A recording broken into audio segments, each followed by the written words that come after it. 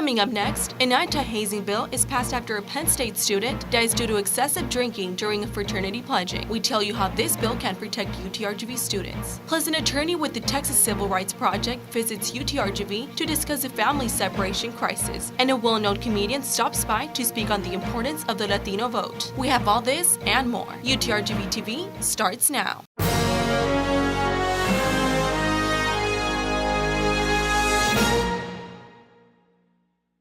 Thank you for joining us on this week's UTRGV-TV edition. I am Kenia Gomez, and on this week's top story, an anti-hazing bill passed after a Pennsylvania state student died last year due to excessive drinking during a fraternity pledging. And our reporter Yuliana Moreno brings us the details. Yuliana, tell us how this bill can protect students.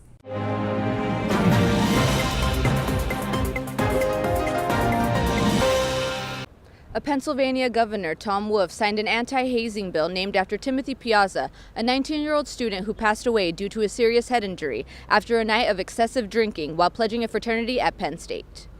The Timothy J. Piazza anti-hazing law has been passed by legislators a year after the engineering major passed away due to major head trauma and a lacerated spleen while pledging the Beta Theta Pi fraternity and participating in hazing activities.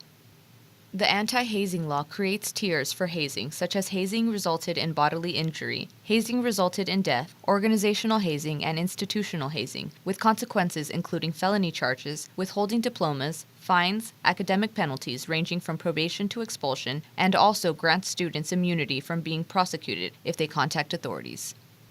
I spoke to the Tau Kappa Epsilon fraternity new member educator about the rules UTRGV has implemented to protect students from being hazed. Here, there would be a zero tolerance for hazing. If you are considered or if you are found hazing, it's the end. StopHazing.org classifies hazing as any activity expected of someone joining or participating in a group that humiliates, degrades, abuses, or endangers them, regardless of a person's willingness to participate.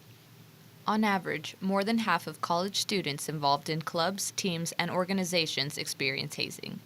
The most frequently reported hazing behaviors include participating in a drinking game and drinking large amounts of alcohol to the point of getting sick or passing out, being physically harassed or abused, being deprived of sleep, and being screamed, yelled, or cursed at by other members. There's no room for hazing anywhere, not just here at UTRGV, but anywhere in the United States, because it's unacceptable. I mean, if you're trying to, in the sense of fraternity and sorority, you're bringing these people in to join you as a brother or a sister in your organization. Why is it cool that, they have to go through this just to be called a brother or a sister? The Piazzas hope this law prevents other tragedies and encourages other states to do more when it comes to protecting students from hazing. Reporting from Edinburgh for UTRGV-TV, I'm Yuliana Moreno.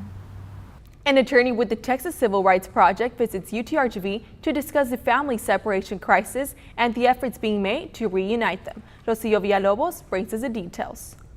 On June 20th, an executive order was signed to keep families together during criminal proceedings. However, many of those separated previously have not been reunited and are being detained for indefinite periods of time. Many of the people in power right now have no limits.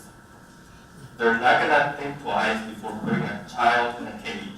UTRGV Center for Mexican American Studies organized a visit in which Olivares talked to students and community members about the administration's zero-tolerance policy, which led to the separation of hundreds of migrant families. He and his team represent parents who are being detained with criminal charges. The Texas Civil Rights Project provides legal representation to those most in need who do not have the means to afford defense. Olivares serves as the director of its Racial Economic Justice Program. We started noticing that the numbers of families separated were much higher in McAllen than elsewhere in the country. Olivares explained how he discovered that it was due to the belief that people of the Rio Grande Valley do not vote, would not care, and would do nothing about the issue. Well, they got it wrong this time because the Rio Grande Valley, especially the young people, are becoming much better informed. They're aware of the issues in their community, they care about them, and they're going to do things to change them. Susie Garza from the Young Center for Immigrant Children's Rights in Hidalgo was present to recruit volunteers. It trains individuals to serve as child advocates for unaccompanied children in immigrant proceedings. The right thing to do would have been to bring them back to the U.S., have them reunited with their children here, and then have them make the decision. Do they want to go back together, or leave their children in the U.S. with a relative? where you're born, the color of your skin, your background determines a lot about what opportunities you get. So that's why at the Texas Civil Rights Project, we fight hard to ensure that there's equality of opportunity so that everybody has a fair shot. For more information on how you can volunteer, visit the webpage theyoungcenter.org. Reporting in the studio for UTRGV-TV, I'm Rocio Villalobos. We spoke to Sister Norma Pimentel, Executive Director of Catholic Charities Rio Grande Valley, about her work to aid Central American refugees and the migrant caravan making their way to the U.S.-Mexico border. Here's the story. The possibility of the caravan arriving to this sector of the border. The McAllen Evening Rotary had Sister Norma Pimentel as a guest speaker, where she discussed her vision for the future humanitarian respite center. She welcomes hundreds of Central American families who are seeking asylum on a daily basis, and believes children are the most vulnerable in these situations. We get a lot of kids that have been through so much trauma, difficulties, and suffering. And the moment they get to the center, we give them the opportunity to rest and feel better. Although this administration has been trying to stop Central Americans from coming into the U.S., she mentions this is not stopping them from leaving their violent home countries. They leave because they can't find a job. It's dangerous and hard to survive. But after the new executive order to reunite families was signed, 600 of them were sent to Catholic Charities. It's sad to have laws separating families just to scare people from coming into the country. And about the migrant caravan that is currently in Mexico, she says it is a responsibility to be humane and help restore the dignity of those who fled their country due to fear and lack of opportunities. The Humanitarian Respite Center has been helping families seeking refuge since 2014 and will continue providing shelter for those in need. For UTRGV-TV, Kenya Gomez. As the early voting deadline is quickly approaching, getting to the polls is crucial for this year's Senate and the local elections. Here's the reporter Marisol Villarreal with the latest in polling activity. We are the voice. There's a future ahead of us. For UTRGV transfer student Valerie Kingan, voting, as she says, provides a better future for both students and the country. According to the Hidalgo County Elections website, the unofficial early voting report for the UTRGV polling site as of Sunday, October 28th, stands at 3,699 voters. This election is important. These elections will always be important, but this one today is important. Before becoming a permanent voting location, UTRGV began as a mobile voting unit, meaning that on certain days during election cycles, representatives of the county would visit the campus and encourage people to vote. That was nearly 5 years ago. And today there is a consistent voter turnout with the UTRGV polling location, with the university site seeing an average of 528 voters per day. Just really incredibly grateful and happy that the voters of Hidalgo County are actually going out to vote. Ivan Ramon, the Hidalgo County Elections Administrator, evaluates, updates, and monitors voter turnout changes throughout the elections. The elections website also states that the location with the highest voter turnout is in Edinburgh. UTRGV's polling location is ranked number 6 out of the 75 Rio Grande Valley locations. Students, faculty, and community members are all eligible to vote at the campus location. In Edinburgh, Marisol Villarreal reporting for UTRGV-TV.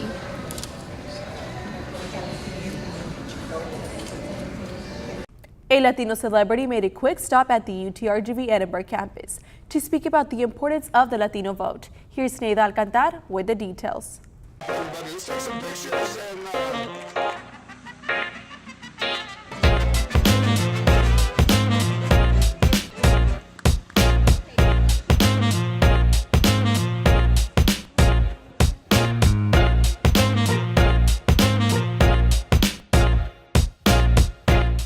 it's about time that we stand up for ourselves and not let people destroy us or demonize Latino people. You know, we've always been honest people, we've always been hardworking people, we've always been people that are about family, and it's time.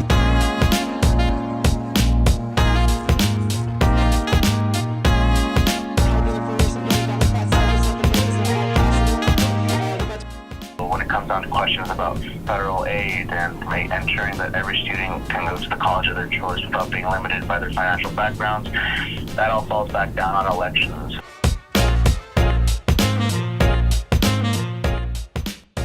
On this week's police reports, a female student reported being harassed via social media by a non-affiliated ex-boyfriend while off campus. She has filed a police report with Edinburgh PD.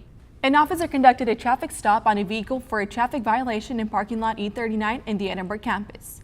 A records check on the non-affiliated female driver revealed she had an active arrest warrant from the Tarrant County Sheriff's Office for theft of service. The warrant was confirmed and she was arrested. She was later jailed in the Hidalgo County Jail and is awaiting extradition. The vehicle and children were released to a family member that arrived on the scene. The female driver was issued a traffic citation for the original traffic violation.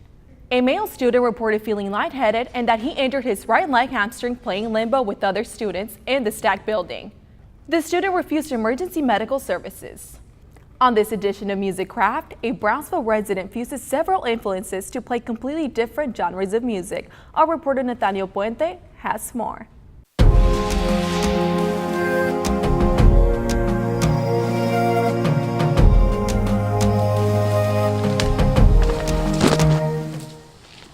Hi, welcome to Music Craft, where we see what the RGV music scene is up to.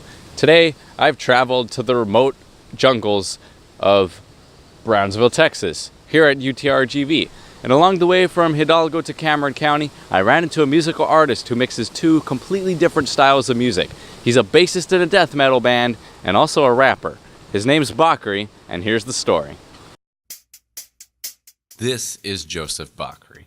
He's your typical extreme metalhead hyped on the faceless. So it's no surprise that he's a bassist in local metal bands Dithala and Signs of Omnicide.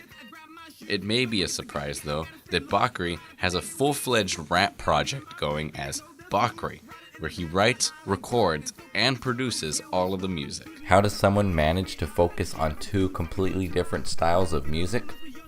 The idea of having subgenres and genres in anything in society or in music is a little old school for me. I feel like the modern age of music is very universal. Joseph joined his first metal band at 13 and jumped around different local groups. He joined Dithala in 2014 and Signs of Omnicide in 2018. When Joseph joined a reggae band, it prompted him to play various types of music. Bakri began in the summer of 2018 as Joseph took his musical career to new territories with his rap and hip-hop music, produced entirely alone. Bakri has 4 songs out now, including a music video for Keep On Groovin', which was shot over a couple of months by Bakri. That video was about me playing with my cover band at the island, what it's like to be at the island and letting go of your fears, just having fun. Joseph finds a balance between his various work by devoting all of his time to producing content. When I asked if he prefers metal or rap music, oh man, he was a little stumped, but eventually admitted, I like them both the same. I love them both. They're different occasional things, you know. Bakri has several projects coming up. Bakri singles can be heard at every major streaming website. So there's our report on Bakri, a unique musical artist who's a bassist in a death metal band and a rapper. Now, if you or a musical artist you know would like to be featured on Music Craft, just do whatever Kenya says at the end of the newscast. It's not that hard. Reporting from Brownsville for UTRGV-TV, I'm Nathaniel Puente. For October's Spotlight of the Month, Yuliana Quiroz sat down with Lou Hill, UTRGV men's basketball coach. Hey everyone, welcome back to another Spotlight of the Month. And for this month, we've invited the head coach for our UTRGV men's basketball team, Coach Lou Hill. Thank you so much for being here with us today. Thank you for having me here. So let's just talk about what's been going on recently. So UTRGV Madness just finished up and we're getting ready for our first game. How's that going? How prepared are y'all? How pumped up are y'all for the first game? We're really excited. My guys are tired of practicing against each other. We've been going at it since the summer because we had a trip to Costa Rica. And so 12 days away, we'll tip it up. So what sort of different aspects have you taken, like in the coaching aspects for this preseason to get prepared for this season? Well, we had a lot of new people. That's why we started in the summer. But we have a veteran team coming back, a pair of guards that started last year, and Javon Levi and Greg Bowie. So we have experienced Terry Wynn, who's really healthy right now and playing really well, and Leslie Varner, who's really stepped his game up. So we're excited. and Johnny Kanagarak. So we have a good nucleus back. And Jordan Jackson, who was redshirted last year, is back as well. Okay. So we're excited about this team. Okay, great. And so I know you have a big game coming up against the University of Oklahoma, where the head coach was actually the head coach here back in the 80s for UTPA. And you used to be the assistant coach under him at the University of Oklahoma. So how is that? How do you feel about that game? It's fun. He's doing us a great favor by coming down here and playing us, you know, to get a top-tier team down here, one of the best in the country and one of the best coaches to come down here and to play it at the Bert Ogden Arena is really, really excited, you know. So we're excited and nervous at the same time, but it'd be fun competing against him. But, you know, just watching him for so many years, now going against him, it's just a little different feeling. Right. So could you tell us more, like, to our viewers that are watching us right now, what would you like to say to them so they could go and cheer on the team? Well, we need you to come out here and support the team. I think it first starts with the students here at UTRGV, and then it trickles down into the community. But this is a fun, exciting team. We play a fun brand of basketball.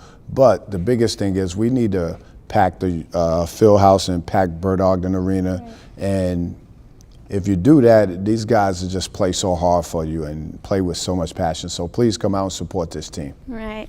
And so the first game will be here, like he said, at the Edinburgh Fieldhouse here at UTRGV against Texas A&M Commerce on November 6th. And they will be on the court at the Bert Ogden Arena going up against the University of Oklahoma on the 9th. And as always, you can visit goutrgv.com for more information on schedules, tickets, and stats. Thank you so much for being here. You're very welcome. Thanks for having me. This is our Spotlight of the Month.